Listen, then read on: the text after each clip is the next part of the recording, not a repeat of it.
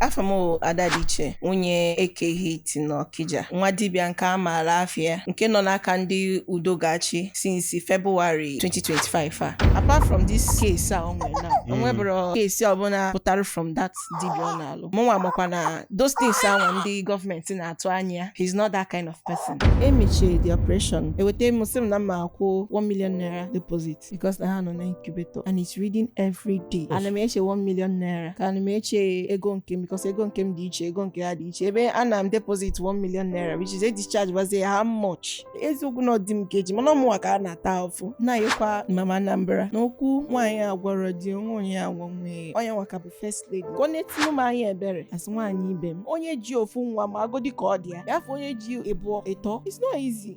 And when you know that you cannot get it, I don't totally ego ni loan. Even since muchalu myself, ije olu na afia maru nke be eziokwu nke ka mmesi we kumazi we neja. So all afia mezi ba taking care of them afia mezi ba. We are supposed to go check up last week, but we did not go.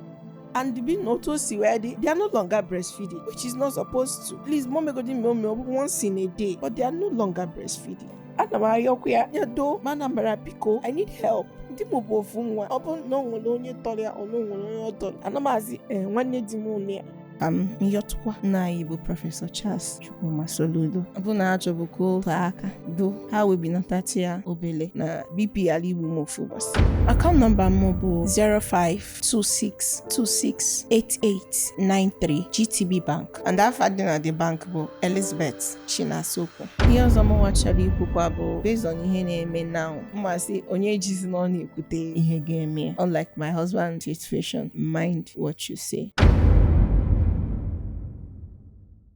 Kedu ụdị ọrụ Ekehit na-alụgasị? Ụdị ọrụ ị ga-anọ ọ na-alụ maka na nwunye pastọ ma nọ pastọ, nwunye dibịa ma nọ dibịa. Di m na-agba afa ngwu and ihe ọbụla gbapụtara n'afa bụ ihe ọ ga-alụnwu ka ọ ya gwa gị na ya ga-alụnwu nke ọ ga-alụnwu ọsọ gị jikwa onye maara ya especially ọlụ ọbụla gbasalụ ọlụ ezinụlọ ihe emelụ na gboo like correct gasị errors emelụ nke mma ọfụma m na-esokwa aga ngagolu bụ ọlụ ngwulu nke ọ na-alụ steady ọ na-alụta ngwu ọfụma. Di gị nwecha interview o mecha enwe nke ọ sị m na mụgwị onye ọ ga-egbu ka o gbuo ya na so people asị na onye nke a na-egbu mmadụ nwe nke ọ sị na ọ na-alụlụ ndị na-atụ mgbada ọlụ ndị na-eme yawu then na ọ bụrụ na ị na-agba ashawo ị na-agba ada aga nge bịa ka ọ gwọlụ gị ọgwụ ka ikpufuba gị ọfụma. Ọ bụrụ na ị na-azụ ahịa na ahịa na-aga na ị na-azụ a na-aga ọfụma mụnwa bụ Ekehit ya gwụrụ gị ọgwụ ahịa ga na-ekwu under 4 days mana ị ya agba mbọ chetara m aja your neighbors ngana ha na-azụkọ ahịa ụmụ ihe a ọ na-emechi ya. The interview obia leso me webia. Edition is webia the second one. No, I am the second one. The first one. First one kino. Okay, in case you go see on your second one. Yes. Okay, I saw on webia that one. So, I am that one. Dimo adagolonda shawogo. Dima debu mad. Ebuzo buchi no okoko gbu ewu echawa mmadu on egbu. Mani magono. When you obula putali iru akwụkwọ. It's not like you are advertising your business. When people you have happy to logo that. So no na agwo ihe niile dị n'ụwa. But when you come in, when you go to your office, asigi nekwe nka anyị na-eme na ife ọgwụ anyị na-agwọ. So this one si kwuru now afọgabeghị m ya and he's not doing it. Efobe ya na achawo di gị gwọchara ọgwụ igbu afọbịa afọ. Mgbe o mechiri that video anọrọ m mbọsị o mee that video anụzi m obere oge ife ọma na-afịa na Facebook ọ bụrụ na ị na-agba ashawo mma gwọrọ gị ọgwụ ikpu na-afọ gị ụfụ and that voice bụ voice dị m nsị ka onye kwuru okwu a asị Ekehit that day o mechiri the video mbata ọsị m na-ene the video but I was busy with something so I did not go through the video aghọta m ihe ọ na-achọ ịkọwalụ m then nọọsị mgbe nnụzi ka a na-ekwuzie ịmago anụgo m voice ọ voice dị m nsị abigo ka m fụ that video mgbe nnụ dị tin nnakpụ n'ime isi ya nna nke a igwu social media ga-agbawakwa ịbụọ asa ya achọrọ ebe niile na-ekpo ọkụ na social media jụrụ oyi and don't make what then when they call you on phone because when you're not banana most of the time when you're not banana so the last call no za well lady call you on phone see near chokoro olu near no street you know see na agoro no akwụkwọ nke nji amas nke bụ no street asi na ya na occurrence say okay nya anyị na-agba n'ọsọ asi no asi akọwara ya n'onu Igbo na ya bụ onye Igbo na ya agụrụ akwụkwọ nke ịghọta okpokpo Igbo ọ na-asụ o wee sị okay no nwe video ọ follow ọ sị ọ bụ na onye na-agba ashawo ya bịa n'oge ga-agwọrọ ya ọgwụ ikpu a n'afọ ya ofu ọ sị ehe kịta ka ị kwuru okwu oke ị na-agba n'ashawo ọ sị yes even the way o si za the call the lady kwesịrị cut to the call immediately because this person is not serious ọ sị yes ya chọrọ ka abịa gwọrọ ya ọgwụ ka ikpu n'afọ ya ofu di m wee sị okay no problem not the very simple na ị nidoro dị ịbịa abịa o wee sị ego one ka ị na-ana na short time ọ sị short time 50,000 ọ sị so otu anya nọ kịta ya agụrụ 50,000 naira nye nwaanyị ọ sị how many hours bụ short time ọ sị 1 hour ọ sị hi ịmagonu enwere okwu di m ya bụ oche ikwu ụtara amaghị njakịrị so nye na ya na-abụ ekwugide kpagide ọchị kpacha wee sị na ya bụ ọgwụ na ihe jiri ego agwụ ya na onye jiri ọdụ ịbịa bịa n'ebe ahụ ọ nọ ya agwa ihe ọ ga-eme o mee ya ozugbo ikpu afụba ya ọfụ so the lady was like okay ọ sị oje afịa chite ose wee n'ikpu ya afọ ya ọfụ ọ sị ọ na ijele je gotere ịzọ na igotere ịzọ kịta anụnwa ị ga-aghọsi ya n'ikpu na ọ ga-afụ gị ụfụ the lady was confused ọ sị na ọ ghọtakwa ihe ọ na-ekwu ọ sị yes ukwu eke hit ka ihe na ya na-abụ na-ekwu ọ sị yes na-eke hit na ọ bụrụ na ọ da ọsọ ya kpọọ video call the lady called video call mgbe o ji zachazie that video call a switchizie to normal call so ọ bịa gwazie dị ga-esi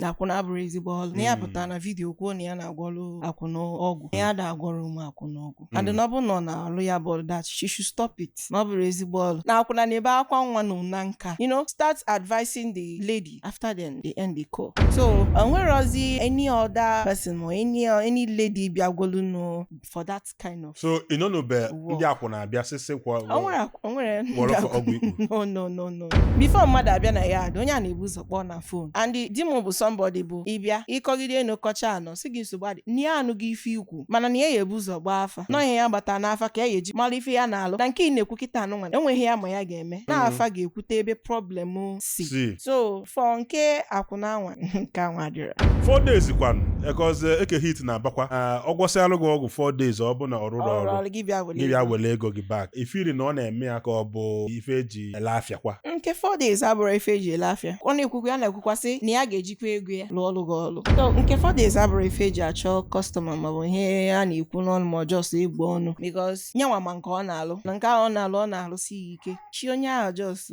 kesie ya ike and chi ya na-alụrụ ya ọlụ ebe ọsị gị na ya ada emekwe ka ya nalụ gị ego if you know that you give him the money ọ ga-ana ebe anwa onwe the materials ọ lụọ ọlụ gị ọlụchalụ gị you pay him ọsị gị na dibịa adịghị aba ọgaranya na ọ bụ maka na dibịa na-alụtazi ụnụ na nke ikpeazụ so nke 4 days ahụ abụrụ ịgba ọnụ except ma ọ bụ ọlụ ọmara anyị ọsị gị na ya mara anya ma for that one anwa ọma anya ọ gwara na gị na ya ga-alụ nwa ya ọ ga-alụ ya kedu ebe di gị nọ kedu ka o si wee nọdụ n'ebe ọ nọ kọwala anyị ka o si wee mee ya na ka isi wee fụ ya di m nọ n'aka ndị udogachi ndị Agụniche mba Ọka di mbeke hit and ọ na-ebe a since February 2025 anọkọta m one night like that touch na-aga everywhere ụjọ bịakwa m I was like ezi ndị na-agbazi ụdị ọkụ a adaghị ma na ịlọkụrụ gate so how come ọ bụla oge a na-agba ụkwụ n'ụzọ gwa na-egbuwasị the whole door even glass bata our waiting parlor akụwarị akụwa n'obe m nọ ịmago nwaanyị dị ime tension ji mụ obi m na-eti nrọsh bagodi ka m bagbugodo ụmụ m n'ime room ebe ha nọ na children's room ka mmalụ ka family mụ nwee na-arọsh jezi ebe ahụ agbawapụgo our entrance door nekwe group of men on black ebe 12 ka ime abalị kebe di gị nọ si ọnọrịa kebe di gị nọ ihe ekwu okwu na onye nke ọzọ si ya ọ dị ime like onye nke ọzọ chọrọ iti m ihe the other man si ya ọ dị ime hapịa. The next adjourned date is on the 25th. Thank you. This is the 5th client that has called me for land dispute. If you want to buy a land that is devoid of land dispute, go and buy from Pine Leaf Estate and Properties Limited for your peace of mind. For those of you that will not listen, that is why I am here to attend to you. Keep bringing the cases. I'm here.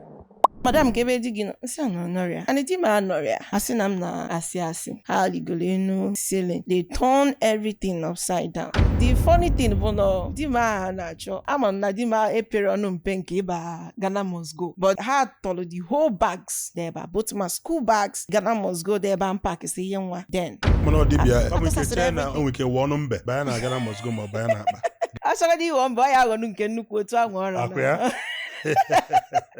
so akpọfụta ya ilo nkulu nwa m tọlụ nkụ ndị anụ ha na-ajụkede ebe ọ nọ obere oge akpọsta ụmụ ọrụ di m mmadụ na-abụọ na-enyere ya aka ụmụ nwoke na bukọwa ma machine even moto nke paakịrị apaki mbọsị nje ka m start ya dị moto gaa hospital ọ bụrụ na afikwasịgo the key everywhere was turned upside down. So mgbe ha na-apụzi, I rush them. Isi ado, kedu onye unu bụ? Because unu bi otu anụnwa turn everywhere, unu na-achọ eke hit. Kedu onye unu bụ? Ọ bata, kedu ndị anyị agwa ya chọtalianụ? Ọsị ya ọ bụ na di m bata. Anyị gwa ya report na Lion Building. Ọsị ebe ka Lion Building dị? Ọsị m n'Ọka. Said okay. So they left with ihe ndị ha bụkọsi. Mgbe ha pụzi ka m tụtọrọ fonu kpọọ di m si na nekwe ihe na-eme na onwe ndị bịara ebe a. Onye nwa na onwe ya was surprised. Ndekwe nke mmadụ ịchọta ya by that kind time. O nwere onye na ya na-agbanwere okwu atọ. It's okay, no problem. Ọ bụrụ na ị bịa ka ị ga-za n'oku akpọlụ. Some people were like, yeah, Jena. Ụfọdụ si ejena. Mana one thing no kalụ m obi bụ na ama m na o nwere ihe dị m ome. Na o nwere onye ya na ya na-abụ na-enwe okwu. Ama m ụdị mmadụ ọ bụ. Ngwa si okay, ebe ọ bụ na ọ dị otu anụnwa. Gaa ma ife a na-akpọlụ. Which at a time self nwa abịazi na-asị ọ bụ na mmasị ya ejena. But ọjịja ahụ o jere kakwa mma. Because ọ bụ na ọ garọ ihe niile ahụ ebukọsịrị ọ na-eme na ọ na-egbu mmadụ na o ji mmadụ agwọ ọgwụ ego na ọ na-eme nke a. Ọ bụ na ọ gbawala ọsọ enwere ebe yes o so ihe jisi ya na ngwaje ịzanụ ije ebe anwa you clear yourself natawa. I don't know that no get take this long because I'm condition nọ then and ọ mgbe anwa ka nnidilie the most nne ya anọrọzi ke nne ya ji anụ ya and ofu nwa ka ọ bụ my own side kwa enwerozi m nne nke nje enwe nna si ya ga ịgbawa ọsọ ebe ka mgba anyị gba eje since you did not do anything and I know you did not do anything so jesu onwe ihe ya eme gị like that. So the following day bụ Tuesday because they came ha bịa n'abalị Sunday olu on Monday morning ha chiyatakwa azụ mbụ ndị udogachi ha nọgidekwalụ ọgba ebe efife fapụkwa before di m anatazia and nnata di m nnata bụ on Tuesday mụ na ya na-abụ soluzia bịawa Ọka eso m ya wee bịa Ọka that very first day mana mgbe anyị bịaziri ekwuchezili okwu surprise to me asị m nwaanyị I should go na di m ama nso m wee na ọ dị m ka m aghọtachara ihe ha na-ekwu na ịmagonu mgbe ha bịazi dizie mean si okay no problem ka nnaba I will come back tomorrow and ihe na-akụzi mgbe bụ after 8 nke ime abalị I have to lodge in Ọka so as to see him the following morning. Mgbe m ji welu sizie na hotel pụtazie that Wednesday morning ka m bịa fụ ya anọzi m na their office ha sị na m agaghị abata that should wait na-enwe time ndị mmadụ ji abịa afọ mmadụ anọzi m ebe a phone m ring ya asị na those people bịakwala again and na fa akpọ di m welu bịa that was that first video e postulu I say abịa make a hit arrest anọ m Ọka ebe a na-eche ka time luo ka nwa ike baa wee fụ ya wee naba asị m mba na ha nọ n'ụlọ kịta ha na di m nọ n'ụlọ kịta nsi oke ntọ nọ moto naba Okija gwa ya moto yes mgbe m ji wee na-alụzi Okija ha apụgo ọzọzi bụ mmadụ ihe wetaziri na phone si m nne ya ikekwula ọtọ ọgwụ m so comment ịbazie na comment section ihe ndị mmadụ na-ekwuzi as in ike egwuzi ama okay eke hit ji aka ya wee jeze oku yes then zasi oku akpọrọzi anya nachi ya na bie mezie video all those men no so see yes because people na see whether more arrest ka bịa mee nya that day no ha bịalụ n'abalị Sunday di ma nọrịa olu on Monday ịmagonu odogwu abatabe like that you can't just come home anyhow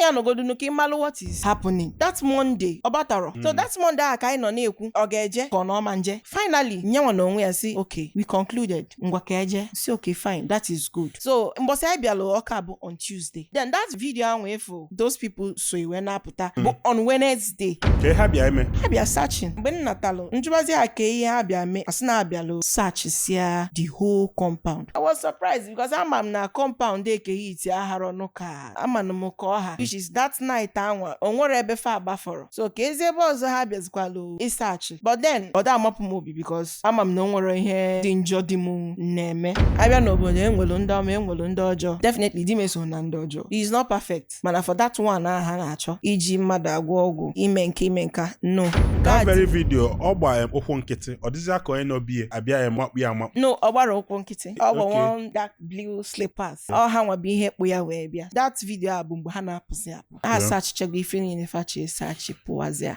Kedu ihe ịgabiga as nwaanyị dị ime ihe a ewee na-emecha kedu ka isi wee handle ya? It was not easy because mgbe di m polo that February anwa anyị na-aba 5 months no 4 months and amụwabe more than 1 before so mgbe anyị ga scan asị not 3 asị na anyị na-abịa hospital every 2 weeks for check up because na enwere space n'afọ before that no abịa mee it was hell because onye jiri everything and at that stage anwa nọ asị m memezi na ihe ọbụla ga stress m mana abịa bụ na mụnwa bụ onye ada n'ofu ebe without doing anything but for these triplets it was totally different because as that 4 months anwa afọ ejugo ebe niile motu m iju n'ọgwụ ma ego eji do no me take care of myself and other children. That moment I will feel each other because mo actually no have 1 or 2 weeks. Apota. I kwesi me mo na first week of July. Even that day mo amaram na or based on over stress, the children are to go weak. And me table because mba na babu egwu agbagidezi me egwu imago in ordinary you say no, you stop dancing. I only love okay egwu and start your own. Bidozie my own. So throughout Easter, ebuma female agia both night and day. Some of the videos in Dime were perform on stage.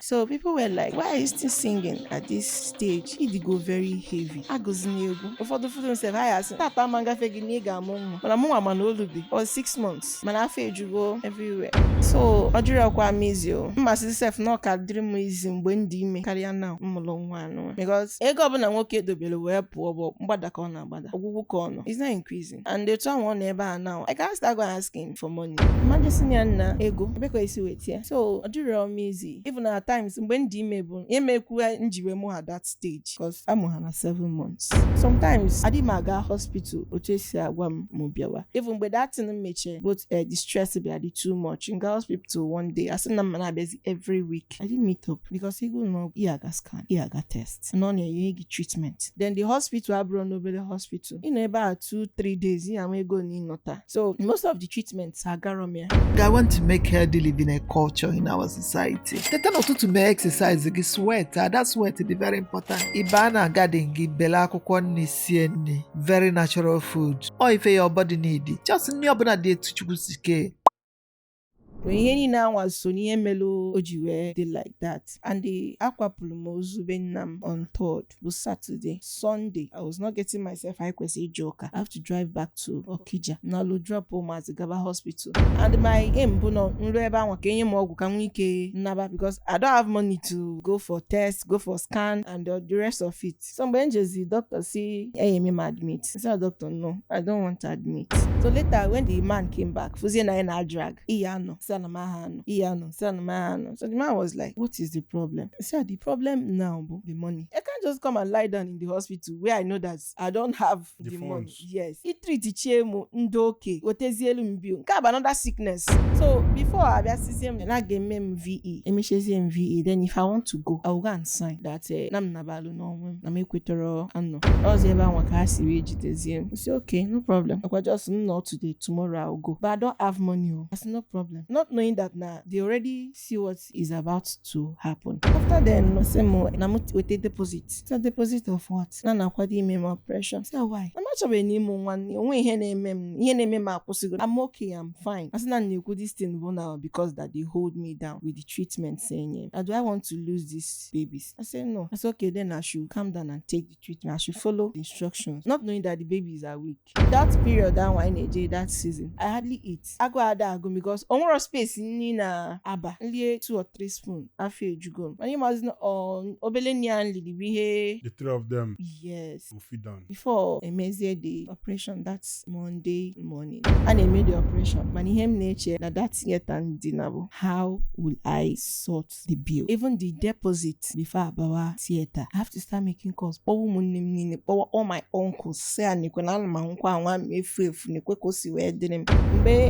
the operation, but I can't see the phone. I keep making calls. All the whole contacts on my phone. Before Igwe Credo now came in. And when we video balona social media na we hit molo and no na hospital which now will see we blame them. Igwe Credo be future everything. So if you know what you can do, Biko, just do. The most important thing now, these children. Because after Kantete, it will take Muslim number 1 million naira deposit because I have an incubator and it's reading every day. And I make 1 million naira. Can I make ego nkem because ego nkem diche, ego nke adiche. Ebe and I'm deposit 1 million naira, which is a discharge was how much. So it was not easy at all. Before Igwe created a video, people from his page helped. Then Lady Amanda Chisom from her page, people really tried. At least from her page, I was able to pay that 1 million naira. Then every other bills on apart from the deposit, every day with one bill. Ego one buffer. And when came with one day, some number with 200 150,000 naira just to inject them that very day. But Obron know where are you going to get it? Because them they are doing their own job to make sure the children are okay. And they really tried for me because Obron finally mego can with a Lego. Manon when hospital agabo, they might leave the children in be with the Lego. Obi Jackson Hospital. So but even Name with Diego and Ambafa Dioko, just to make sure that they are okay. From incubator to oxygen, from oxygen to incubator. It's in Nilimezibo Nsobu. And when government is where they are doing their job too, man, and when I see where assist here. No, nobody can madisi where we are someone near and the government are assisting you with this on a government kawolinka support ogi. Even when on a hospital, I cried out to Mama Nambra as Munye Soludo, hoping that the video will reach her. Maybe she will help in one or two. Even to Women Affair, Miss Obinabo. No, I did not hear from any of them. Digging bo eke hate. Ị ga-asị na ndị Okija dị proud of him. Otu akịta eji wee jidie now. Ndị Okija na-asị hapụ nwanne m. Okija dị proud of eke hate. I'm sure of that. Because mmadụ ọha ka ọ bụ. Onwekwa onye gbatalube ya si ya nene ka o si wee dị m ka ala ime n'ọdị ya. And amatakwa m Okijas people na-agba ọgụ nwanne. Onwe afọ a na-akpọ ha si eri agba ọgụ nwanne. Ha na-agba ọgụ nwanne. They are proud of him. Then me, I'm proud of him too. Since mgbe azụ nwunye ka ihe agwa gị na ha na-achọ n'aka eke hit ka ihe bute the whole thing. Mgbe after that they hapụchala they made that video. Another time ha bịakwa after 2 weeks ana m swap of moto drive na gate. Some people nọ na the house onye ọbụla gbawa ọsọ. Ịmagonu ụdị ihe ha meziri n'omezi. O nwere ọzọ onye ọbụla dị at peace. Even at that time ahụ someone alalụ n'ụlọ. O nwere ọnụ ihe mma mmemme mkpọkọrọ ụmụazị nọba be nna m because of na di m nwere issue. Ihe kalụmobi bụ na o nwere ihe ome. Akpagharịchakwa all these things ha ga-ahapụkwa. Ihe na-eme onye aka ya dị ọcha. So that day ha bịa na-agbalụsi hand gloves ngakwu ya and etinyere ya handcuff. Wee join na ka eji eti gị handcuff, are you a criminal? Onwe ya afọ gị n'aka. Ọ sị m na ya mara ọnụ ya ma na otu ha si alụ. So ha bịa ba n'ime agwụ nsị ya na itekisi samples both ma ite alụsị ya everything dị ebe a both blood stains dị ebe a fa wee kọlọsịchala ha chi iji mee autopsy. Even some of ụfọdụ ọgwụ ekechedede ha tọpịsịchara ya sị na ga-ama ma ogwelisiri anụ arụ mmadụ kechisie ma ọkpụkpụ mmadụ kechisie. Ịdị masị ha na ihe anwa abụrụ ọkpụkpụ mmadụ. Ihe ahụ mgbọrọgwụ na mkpa ahịfịa uji alụ ọrụ. Mana ịmago na ị na-akọwalụ fa ghọtara otu anwa until ha mee otu anwa dị ha n'obi which they have done. And since ana m ege ntị ka m nụ the result na-enwetara ihe dị otu ahụ na-enwetara ihe dị otu anụ. I've not heard because mụ na onwe m mana they can't find such thing. The government is not happy with your husband and they have their reasons and their reasons are actually public. Even if we can eme ihe as just cruise. And some people are taking it serious. Do you think that the government is in their right? I would say the government none at their right. Yenji kuna fa none at their right is as a the mechanic ekwazika maloke ndebundala. He's using it for cruise. He's saying it to shake the tables. I believe no time the government batalo to the case. They will know that odiro tuama. For my husband's case, mwafria odika edo akanant. That is, you know you're not doing this. Stop saying it. Yes, I believe with you that anything not put on social media now got to the whole world. Some people got fear chiochi gafelu. Some people got fear take care serious and he take it serious. How know where how you not find the mama is this thing cruise or reality. So I believe that's what the governments are trying to find out. I'm not against it. They're on their right. They're trying to find out the truth and I know that they have already known the truth. For a while now. Let me say na ha na gadi process. Oda agwo ogwu ndasha o. Oda egbu okite. Oda alolo ndi yawu ogwu. Oda egbu mmadu. Oda yawu adiro. Let's help you create some magic. Let's help you capture your best moments. Let's help you relive your memories. Book us now at Yarn Content Factory. Let's give your events and video production the perfect touch.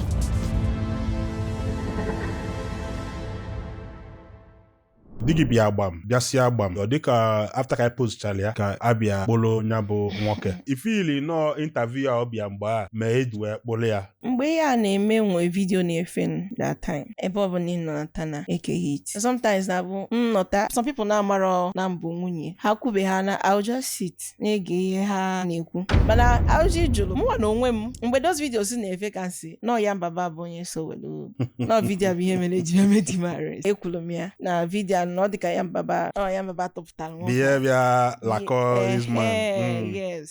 Adadiche enwe ihe ife ile na eke hit pụta kịta na onwe ike ọ bụ na enweghị ihe ọ ghọtago ma ọ bụ na enwe difference na enwe ihe ọ ga-akpatụ aka. Ihe ọ ga-akpatụ aka bụ this 14 o kwuru na ya na-eme adịnọdụ eme. I believe m na-amatagwukwu nke bụ eziokwu. So ọ pụta now oyi imetu adjustment because we are the go learned and the people have gone through a lot n'aka ndị ọjọọ kwa. So for a neutral person ịpụtasị na ya na-egbu mmadụ, yes ọ na-ekwu ka okwu na-aga, yes, mana enwekwa other people na-enekwe nature. This man is a very bad man because amarozi na oke ndị na-egbu mmadụ adede n'iru. The funny thing the gweba bụ onye na-egbu mmadụ ahụ apụtasị na ya na-egbu mmadụ. A criminal will not come out and say I'm a criminal.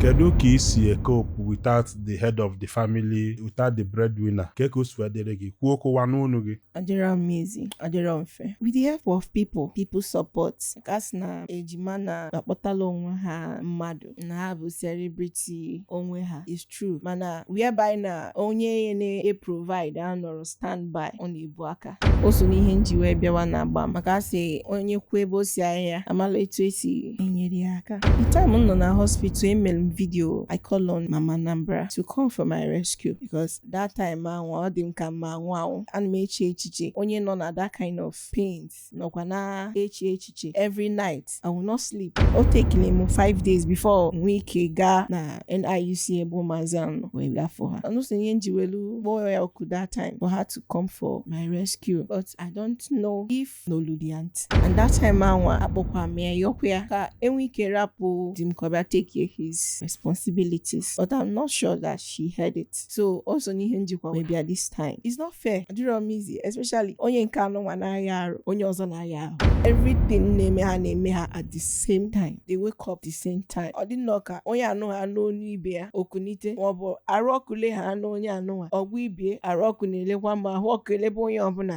ị ga-amụ anya abalị dị ya na mgbagharị dị ya. Some and my daughter dị 12 years. Nobody else. So ọ dịrọ m easy at all. I'm still calling on her. Aka m na-akpọkwa ya. As far as this ọchịchị ka dị concern onye nwaka bụ first lady ya nwaka bụ Mama Nambra ya nwaka bụ mama anyị. Ana m ahụ ya ka ọ na-etinụ m anya ebere as nwaanyị ibe m onye ji ofu nwa ma agodi ka ọ dị ya afọ onye ji ebuo ịtọ. It's not easy. Ijide 10,000 naira ị nwere ike i-sustain godi with ofu nwa malizie ma ọ dị ịtọ and when you know that you cannot get it ada atụta na ego n'ilo even since m mụchalụ nwa sef ije ọlụ na-afịa m arụ nke bụ eziokwu nke ka m mesi wee kuku mazia wee na-eje so ọ na-afịa m ezigbo arụ taking care of them na-afịa m ezigbo arụ. We are supposed to go check up last week but we did not go. Ana m ayọkwa ya nyado mana mbara biko I need help. Ndị m bụ ofu nwa ọ bụ nọ like na onwere onye tọrọ ya ọ na onwere onye ọ tọrọ anamazi nwanne di m ụlọ ya.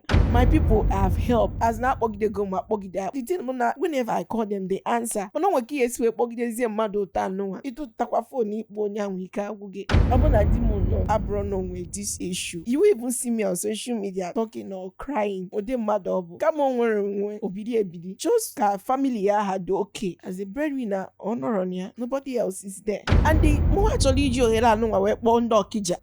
Ana m akpọ ndị Okija niile. Ndị Okija bụ enyi igwe Okija ihe niile bụ ndị eji wee biri na Okija dịka na-agbalị izu na na-enu m anya ebere eziokwu na ọdị m keji mana ọmụnwa ka a na-ata ahụfụ mụnwa bụ ihe na-ata ahụfụ niile ọ bụ na ọ bụrụ na ndị ime mụọ maazị na-ata anụnwa ọ ga-adịrị m mfe. Liz ndị ọzọ bụ mbọsị ifụlụ aka ihe eti akịta nobody will know mgbanụ nke anụnwa ga onye ya agwụ ya kịta na ọ dịrọ ya mechie ọnụ mechie ọnụ ifugoro ihe o mere ebe a mgba until o kwekuchieteghị azụ because efidigo ya he is okay and bi na otu o si wee dị they are no longer breastfeeding which is not supposed to. Please mom go once in a day but they are no longer breastfeeding. Why is that? I can't carry it. The strength and ịma mgbe ejinye nche mmadụ na-aba wee kute onye nke ọzọ mgbe eji wee ṅụchaa gị ya onye mụrụ ofu onye nweduko esinyekarị ofu onye ara ajụ ebubie ma afụzie mmadụ ịtọ. Tụọ m akpọ ndị Okija ma ha agbachiziri nkịtị. Okija na-agbazikwa ọgụ nwanne ọ bụ maka ihe nwanne ha kwuru ka ya eji wee nazie azụ ka nwanne ha fuo ọ bụzikwa okwu ka eji wee mara Okija. Okija enweghị ike ịnọ ofu ebe a sị na amarọ na onye anụnwa ekeghịta nọ n'imegide mmadụ. So biko ya ka m na-ayọ ha biko ha chọọ azụ nwanne ha.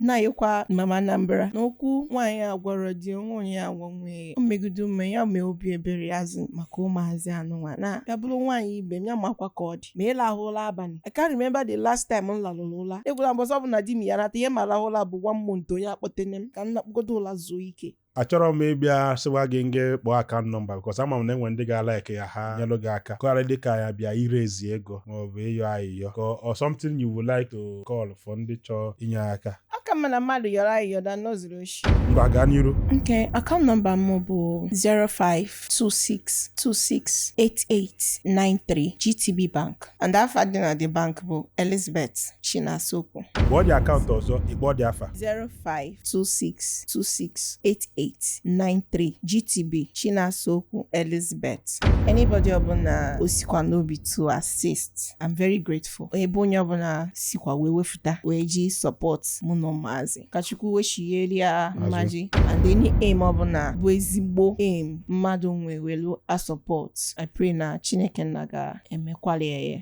Eke hit ọ bụ na ọ na-ekiri interview a kịta ka enyi nwee egwu ya. Eke hit di m ezigbo di m nwoke m ji ego. Ihe m wachi egwu ya bụ that na otu aka ọ dị njọ ọ ga-adịrịrị mma. Ebe anwụ nọ ama m na onwere ihe ọjọọ ọ na-eme nya nwa makwa onwere ihe dị njọ ọ na-eme aside from okwu. Achọrọ m egwu ya ezigbo di m ya nọla ebe ahụ nọ with obi ọcha obi aṅụrị echekasịna. I know that he will always be thinking ke ka nwunye m si eme. I just want him to know that I'm fine and those that love him are really trying their best. I know he'll miss me very much. I also miss him too. Normal missing ka ọ bụ Normal missing. Ka ọ bụ missing nke alụlụ anụ. Normal missing. Enwe missing alụrụ anụ. Missing the other room. Ọ ka bụ missing alụrụ anụ. Yeah, no. No, that's the main missing now. Ị na-ekuzi nke o nwere ka esi gị ka isi wee kọwara m. Okay, missing the other room. Yes. Okay. Nke anwa so. Nke ahụ dị number 1. Ya na ọ pụta kịta ụmụ ike ije honeymoon. 3 months ahapụbeghị m ya aka. Onye si nga wepụta. Enweghị ome. Ị ga-eje ka ọ recover godi ebe o si weta. But I know that one day it will be history. He should just stay there with calm mind. Echekasịna. Because ihe ma ha achọ bụ ejecha batasịzi m nọ na ya BP. Ha achọrọ m akụkọ. Achọrọ m ya bọpụtazi asị ifugonu ka o si wee dị now. You will not disturb this man. Ị ga na-ahapụ ya. This and that. Achọrọ m ịnọ dị aka. Otu ahụ ọ dị wee pụ. Nsi chọkwa ka ọ dịkwa wee. Ya dịkwalụ gị otu a wee pụ. Yes. Thank you for watching BAM. Would you like to be heard? Do you have a story you'd like to tell to the whole world, or a God-given talent you'd like the whole world to see? Or would you like us to take your brand and business to the next level? Come now to the most popular Igbo interview in the whole world. BAM. Contact the numbers on your screen today to place an advert or be our guest. Kindly follow us on all social media platforms, Facebook and YouTube at Young Content Factory and BAM Interview, Twitter and Instagram at Young Content Factory. Thank you.